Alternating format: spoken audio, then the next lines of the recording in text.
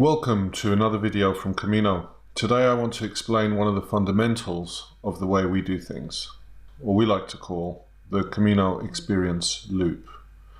Now, the Experience Loop was developed over the past 5 years of research and observation.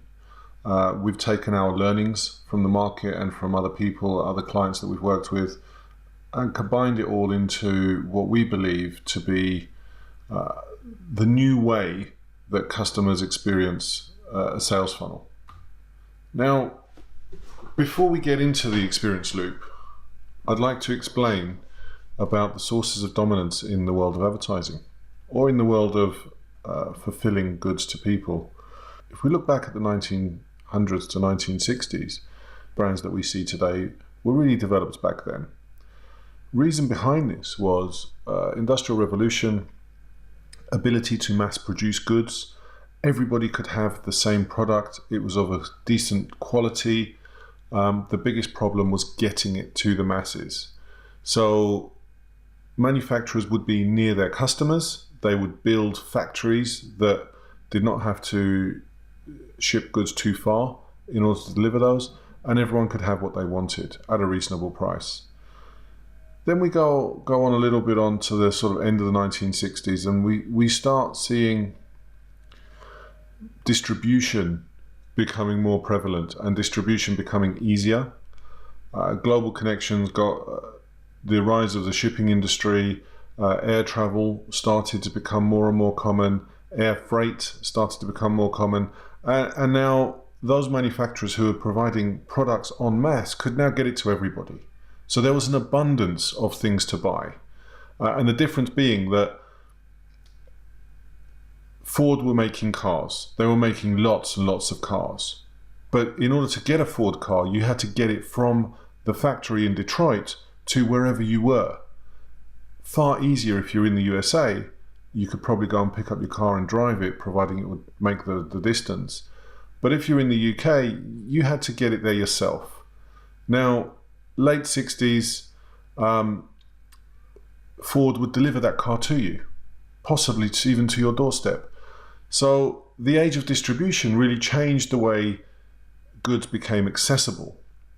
Now we move into the age of information, where connected PCs, supply chains, capturing data about people meant that products were not only easier to get, easier to create, and easier to distribute, but they were now more focused at an individual and what the individuals wanted. Companies like American Express and Amazon sprung up in this period and really used this to best effect, better than anyone else at the time. Hence why they're now the brand leaders of today. Now, what will the brand leaders of tomorrow be? And this is leading into why the experience loop is so important.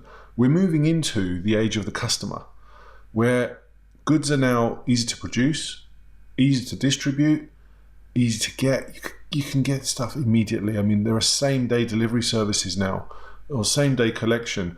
Anything that you want is actually available to you when you want it in a way that's convenient to you. What does that create? Well, it now means that I want differentiation. I want a product that's more unique and more tailored to myself. And that doesn't mean that every product has to have the customer's initials embroidered on it beautifully. What it means is that the sales process needs to be focused on the problem that the customer is trying to solve with that product. And this is where our experience loop comes in. As I said, we developed the loop over a number of years of research. And part of this research started from looking at what other people were doing, such as Google and such as Procter & Gamble. Procter & Gamble did some studies called The Moments of Truth. And this started with FMCG, and some of the most sophisticated marketing today is witnessed every day on the supermarket shelves, and it's so sophisticated that you don't even notice it. Supermarket shelves have got so much science behind them, it would take me another 20 videos to explain it. However, in short, the product designs and the product positioning on a shelf makes that product more appealing to a person. And the first moment of truth, as Procter & Gamble defined it, was when people saw the product on the shelf, immediately connected with it, picked it up, considered the packaging and put it in their trolley. The second moment of truth, according to them, was at the checkout, where they made the purchase. However, the first moment of truth was the most important. Why is this relevant today? Well, Google expanded this study with a 0 moment of truth study. And if you just search Google, think with Google 0 moments of truth, you'll find the actual results of the study. I was working myself at an agency at the time that was involved in this study, so I was very close to it. And the 0 moment of truth is where Google's research showed that people follow flight paths to purchase. And a flight path means that it's no longer a linear journey and it's no longer a supermarket shelf journey. They receive stimulus based on something and they can buy that product immediately. They can immediately go online, on mobile, on desktop, and purchase that product. Their first moment of truth then becomes when the product appears at the door. They've already paid for it. Big change. And what the 0 moment of truth does is it told us that we have to be more relevant and we have to think about impulsive purchases and solving people's problems as quickly as possible. And this is what actually led to our experience loop being developed. So just to take you through the 4 phases of a customer decision journey according to Google, the first phase is stimulus. What triggers them to shop for a smartphone? Let's use a smartphone in this example. The 0 moment is what influences their decision on what brand and what phone to purchase. The first purchase is what and how. First moment of truth. Now, if they're buying online, the 0 moment of truth might include a checkout cart, so they might just find the product and buy it immediately. Post-purchase then is what can we do to improve the post-purchase experience. The post-purchase for me and for us at Commino is the most important part of the journey. Keeping in touch with your customers after they make a purchase or after they engage with you is more important than getting them to buy from you. And I'll explain that now. So here it is, our customer experience loop. Now, the loop is split into 4 quadrants. The first quadrant is the I want to buy phase, which I've highlighted in yellow. The second quadrant is the I want to make sure I'm making the right decision phase, which I've highlighted in blue. The third one is I want to enjoy my purchase and I want to feel good about it, which I've highlighted in green. And the red one is the 4th quadrant, which is about I want to help others who have a similar problem to me. And this is human nature. So if we look at this experience loop, the first phase here, the explore phase, is where people have a problem. They might not know what that problem is, but they're looking for a solution. They're looking for other people who have this problem, who have solved it in an innovative way. Once they know how other people have solved this problem, the next phase is research. They look at the solutions that they've discovered from other people and they see which of those solutions is relevant to them. Following that, they'll move into consideration, which is the third phase here. In the consideration phase, they will compare the solutions against each other to make an educated decision on their purchase.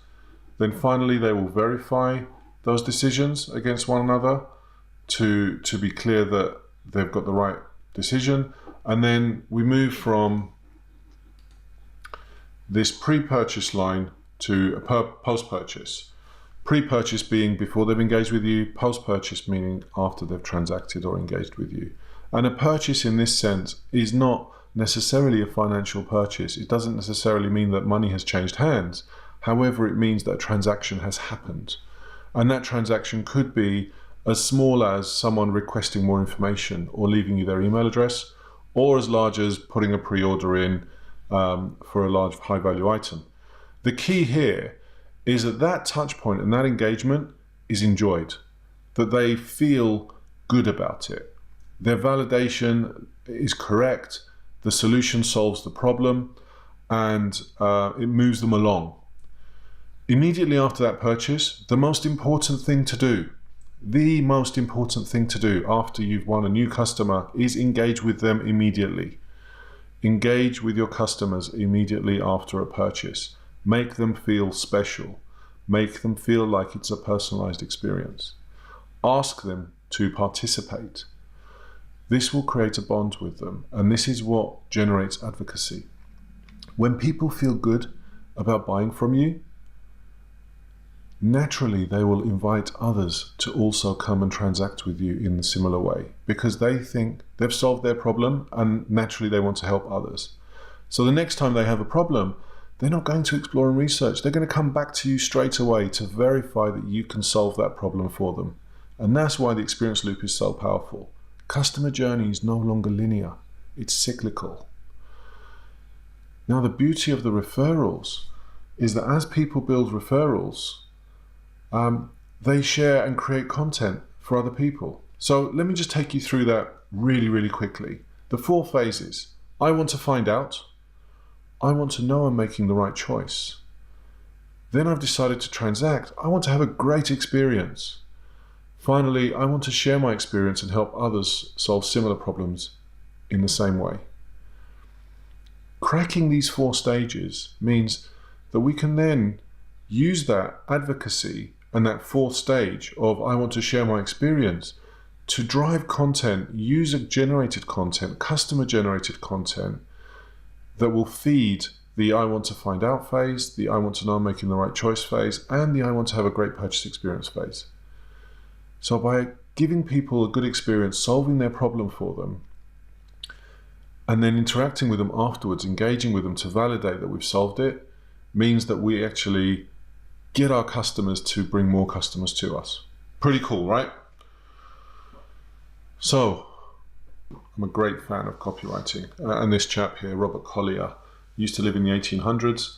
He was one of the first copywriters that I know of personally. And he was quoted saying that always enter the conversation already taking place in the customer's mind. Meaning that there is an internal dialogue that your customers are going through at each phase of the experience loop. At each of those phases, join in with that conversation. Think about it from the customer's perspective. This is not B2B or B2C. This is people to people. It's people first marketing, and it's talking to people, as individuals, solving human problems and joining in to interact with their internal dialogues. So how do we do that? Well, we have our phases of the experience loop, and we understand the 4 phases now and the subsections within those. We can split that further up until the point of engagement. We can split that into 4 stages. 4 stages that help them to make the right decision or help them make their decision. Remember, it's their decision, not yours. We're not manipulating people. We're just giving them the best support possible. These 4 stages are the problem, awareness, consideration, and decision. In the problem phase, as we've already expressed, people have a problem, they don't know how to verbalize it. They're looking for ways to verbalize their problem. Then they find solutions, they find possible versions of that problem and solutions that might fit. However, they're still not sure. They move into awareness. So they know what their problem is. They've identified a number of solutions and they're looking into those solutions further. They're now aware of a solution and they're aware of possible solutions. So they move into consideration. They shortlist their solution and they look for comparables between those shortlisted elements and what works for them. And then finally, it's the decision factors. A lot of people in sales call this the rebuttal stage. What are the rebuttals? What are the things that people are going to come back with, reasons for them not to transact with you, not to engage with you at that time? It could be convenience, it could be price, it could be delivery time, it could be a number of factors, but we have to engage with their internal dialogue and understand that. Now, Einstein was once asked how he would spend his time if he was given a problem on which his life depended. And he only had 1 hour to solve that problem. Sometimes this is paraphrased with a comet about to hit Earth in an hour's time and how you'd solve it. And there are many variations on this. My favorite is the response that said he'd spend 30 minutes analyzing the problem, 20 minutes planning the solution, and 10 minutes executing it. Why is this special? Why is this important? Why is this a great answer? Well, the majority of his time is spent asking the right questions. What are the questions that I need to solve? What's the problem? So let me ask myself the right questions to get to that problem. Once I know which one it is, let me spend a bit more time planning it out. How am I going to do this thing? And then finally, let's do it. Let's get it to happen. And that's a real masterclass in problem solving right there. So I did a quick Google search for best smartphone. And this is now May 2018 when I'm recording this. So looking for the best smartphone in May 2018, Google Suggest gave me a list of possible other questions that I could ask. Now Google Suggest is, Google wants to make the world better for us, wants to make the internet better for us. And how they do this is they're saying, well, you seem to be looking for smartphones. So if you're looking for a smartphone, this is what other people who are looking for smartphones are searching for. So these questions might be more relevant to you. So feel free to ask these as well in this Google Suggest answers. These are found at the bottom of the page. Now looking at this list, what stood out to me was best phone for photography. You know, we love photography here at Commino. We think photography really makes a website, makes a digital property, and makes digital content. So if we're looking for a phone, we want a phone that's best for photography. It's always useful to have a camera with you. So I searched for best phone for photography. What came up? A great search listing, awareness stage. This is other people's awareness stage content for the search term, the search phrase, best phone for photography. In that awareness phase, there's a number of phones here.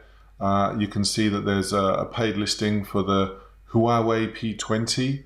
There's also a listing for the Samsung Galaxy, and then there's a countdown list of the best 12 smartphones. Samsung occupies 1 and 2, then the Huawei Mate is at number 3, and then the Pixel and so on. So I'm now aware of phones that are really good for photography. So I'm moving on to the next phase now, consideration.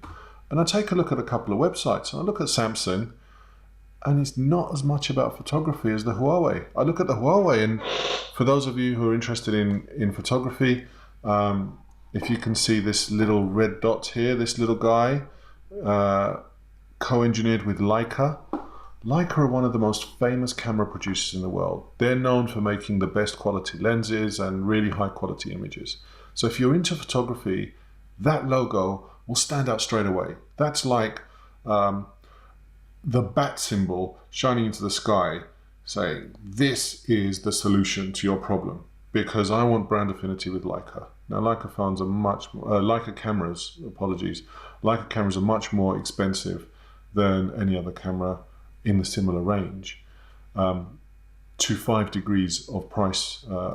But if I can have a piece of Leica in my phone, that's going to make me feel good. So that's a real consideration factor. Whereas when I look at Samsung, it's very general and it's very transactional.